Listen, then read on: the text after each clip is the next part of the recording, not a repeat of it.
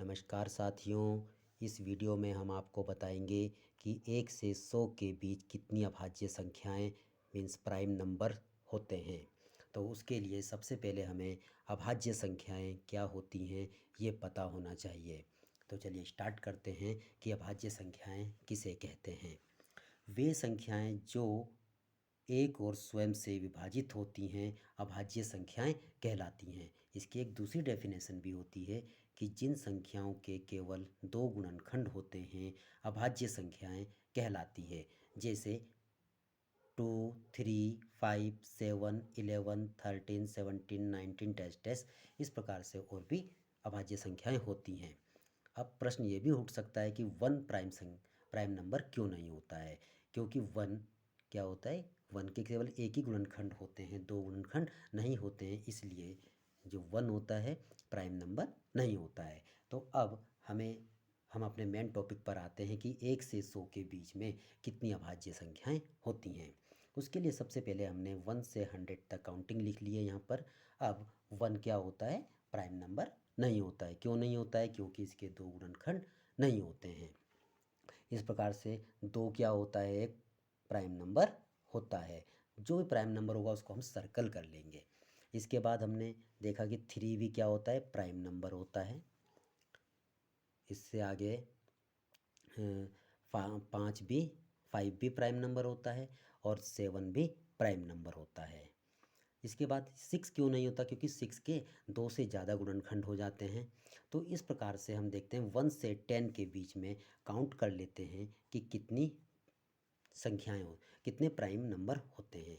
तो कितने हुए यहाँ पर, 4। इसी प्रकार से हम दूसरे लाइन पर आते हैं, 11, 13, फिर इसके बाद 17 एंड 19। इस प्रकार से हम देखते हैं कि यहाँ पर भी कितने आते हैं, प्राइम नंबर 4 होते हैं। फिर इस लाइन में देखते हैं कि 23, 29, इसमें केवल 2 ही प्राइम नंबर होते हैं। यहाँ पर 31 एंड 37, 2 प्राइम नंबर होते हैं। यहाँ पर 41 एंड 47 एंड 43 भी होता है। तो यहाँ पर कितने हो गए, 3। यहाँ पर 53 एंड 59, 2 होते हैं। यहाँ पर 61 वाली लाइन में देखते हैं कि कितने होते हैं, 61 लाइन में ये होता है, एक तो 61 होता है, दूसरा क्या होता है, एक 67 होता है। यह भी 2 होते हैं, 71, इसके बाद 79 होता है और 73 भी होता है। तो यहाँ पर भी कितने हो गए, 3 हो गए।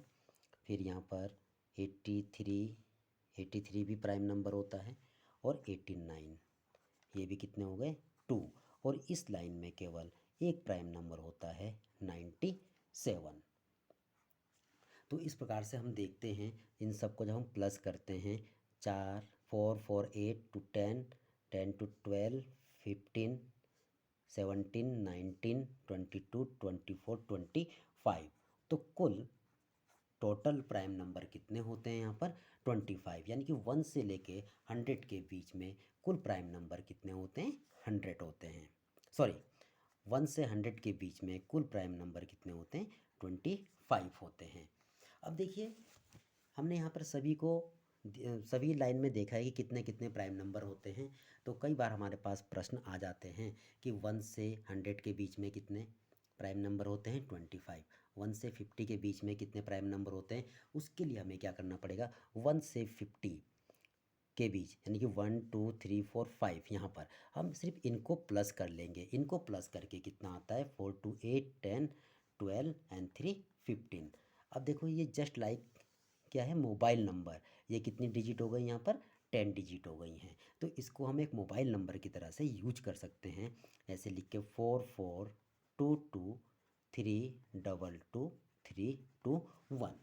अब हमको यदि एग्ज़ाम में कभी क्वेश्चन आ जाता है, मान लिया उसने ये पूछ बोल दिया है कि 61 से 90 के बीच, 61 यानी कि 1, 2, 3, 4, 5, 6, 7, हम यहाँ पर जाएंगे 67 और 90, इन 3 डिजिट को हम ऐड कर लेंगे और हमको पता चल जाएगा कि 61 से और 90 के बीच में कितने प्राइम नंबर हैं।